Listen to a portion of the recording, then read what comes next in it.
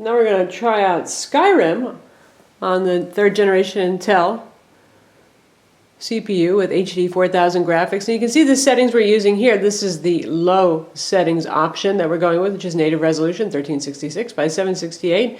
And anti-aliasing is off, and anisotropic filtering is also turned up. We tried medium, which turns up anti-aliasing to 4x, but still leaves anisotropic filtering off, and we saw drop of frame rate down to about 15 to 20 FIPS, but low does quite well, and we're going to show you right now.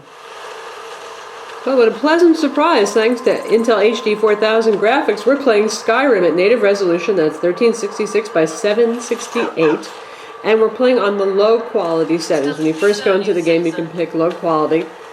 But hey, we're getting, as you can see from Fraps running in the upper left corner, we're getting like 39 FIPS, which is really very impressive for integrated graphics. So this is definitely an improvement from Intel HD 3000 graphics on 2nd generation Intel CPUs. Walk away now.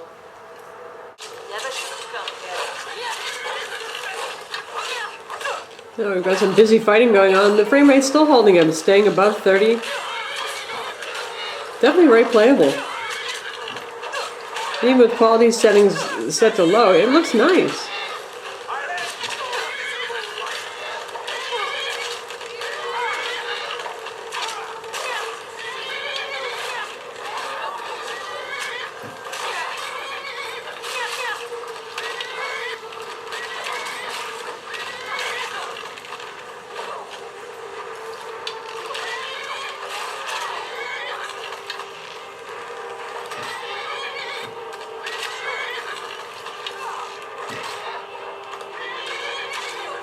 Go horse.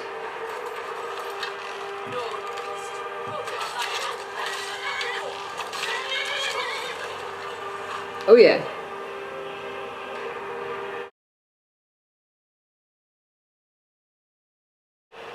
Now we're going to test out Mass Effect 3, which is a very demanding game. It'll be interesting to see how it does. You can see our quality settings here. We've upped the resolution to native resolution, which is 1366 by 768. We're running full screen. And we have anti-aliasing and dynamic shadows turned off. What the hell are those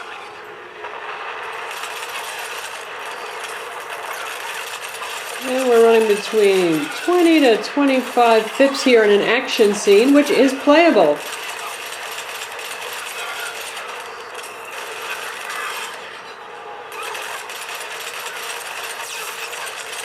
Well, now we're dropping down a little bit more because we got hit.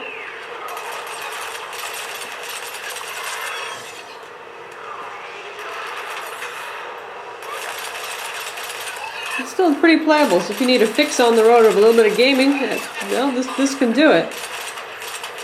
I wouldn't recommend this as your main gaming rig, obviously, but the Intel HD 4000 graphics and the 3rd generation Intel CPU are doing certainly better than we've ever seen before with anything with integrated graphics.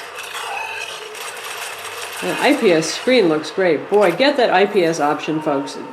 Anti-glare, matte display, 300 nits of brightness, just looks so sharp, great viewing angles.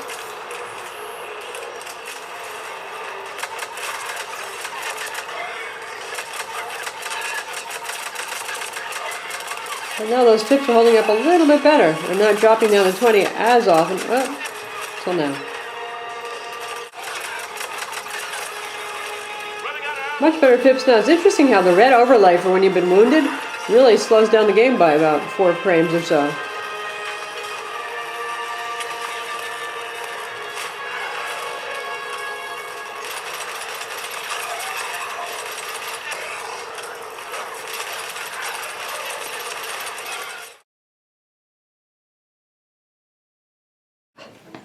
Now we're going to play Call of Duty Modern Warfare 3, another very recent and demanding game.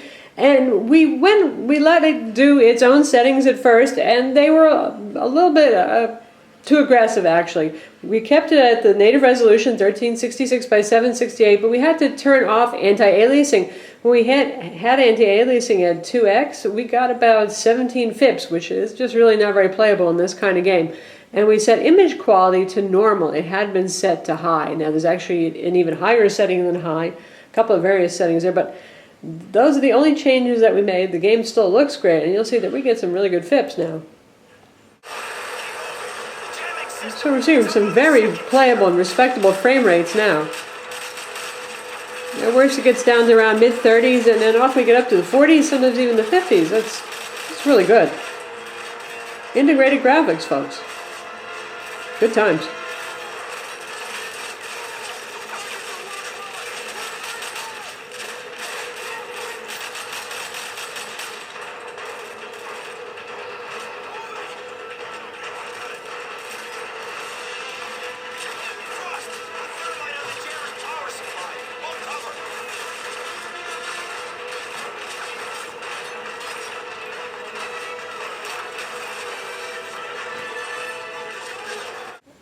And while we're in a dark situation here, we're filming pretty much in the dark so you can see the screen very well. We'll show you what the keyboard backlight looks like when it's turned on. And there it is. And that's at the brighter of the two available settings. And of course you have that Think light as well, and those of you who use ThinkPads are already familiar with what that looks like. There it is, your spotlight onto the computing world.